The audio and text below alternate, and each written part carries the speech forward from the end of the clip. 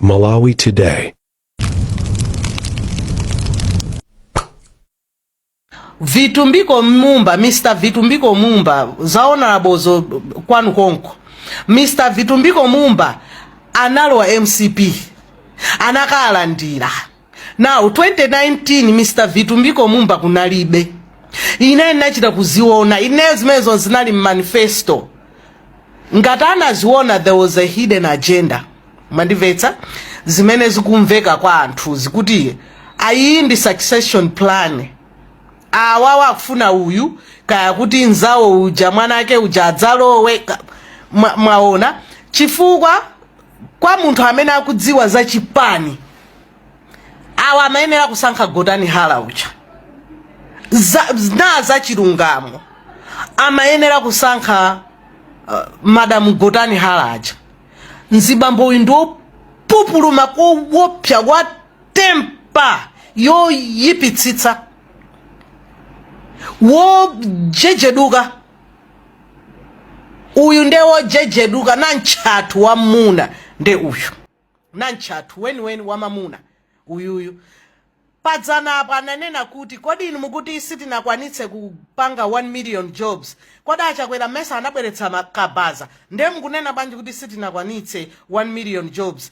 Makabaza kuti 2 million nchakuti. Tapitiriraso. How dare you?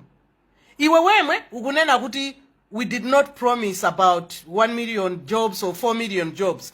Iwe wemwe padzana wadzanena kuti tinakwanitsatu ndiponso it was more than 1 million jobs. Tinapanga akabaza. Tinakumva aliyense anamva kunena kuti tinakwanitsa 1 million jobs. Pamene Mr. Chakwera atapita ku BBC nthawi inake satapanikiza ni mafuso ananena kuti kodi inuyo munanena kuti mupanga create 1 million jobs. Mwapanga zingati? Tinamva ameti mamva chizungufe. Anu munamasulira anthu. Anthu sana masulira chizungu chicha. Ananena kuti malo mwake 600 and something jobs zinataika. Now, in an ideal world, tinene chilungamo chapadzina Mulungu, Dr. Kabambe ndamene akutulutsa mfundo. Izo ndikuuzeni zeni za chilungamo.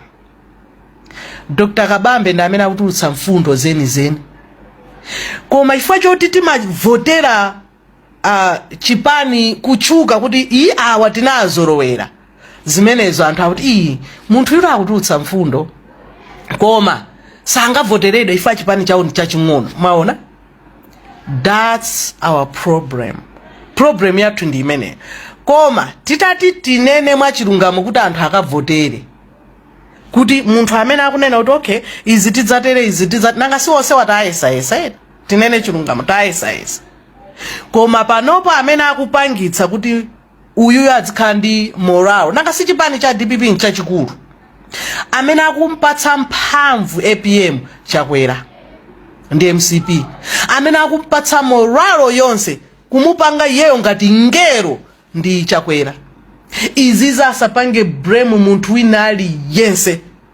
Pamene ali APM paja 86 years old anazipanga mwini wake uja kuti apange retire. And tonse tinaona I'm going to retire and awanda amene afuna ukapikisana ku convention. Anazatulukira chifukwa chachani? Anaona mbwerera zikuchitika mboma kuti wait a minute. Now, that's why antambira akumutenga ye uja Angel. Emwe uja timankana 2019 uja. Emwe uja timankana 20 kumunyoza yemene uja. Antha kuti bola okalamba emwe. Can you imagine muntu utulutsa mawu amene kuti olo atanena kuti tizilipira kukamuvotera APM ine ndilipira. Muntu akutero yotu wakumudzi. Olo atambweretsa pa wheelchair.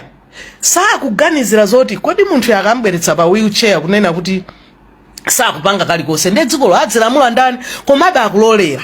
Now mudzitenga mawu amene ajawo kuapanga compare kuti ngati munthu akute mudzikhala kuti kulingalira ngati munthu yakunena zimene zizi kuti kuli bwino ndivotere wa pa wheelchair atambweretsa pa wheelbarrow ndekuti Chakwera wapanga zoopsa zoti zokana mwana kuti ali ndi njala ya 5 days kukana pa koma nkama mulibe zilonda.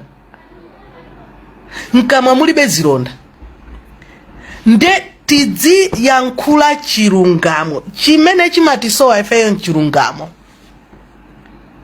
Ine ndikuyankhulira ino, ine sindimavota kuno, ndilibe chovotera, ndilibe anthu mwabwera udzavota cha hayi sindivota so olo pang'ono sindivota, koma ndimangofuna ndibweretseni ibe m'maso poti anthu ambiri mumafunika kukhomedwa pamutu go chifukwa chotengeka mukuti boma ndilomweri.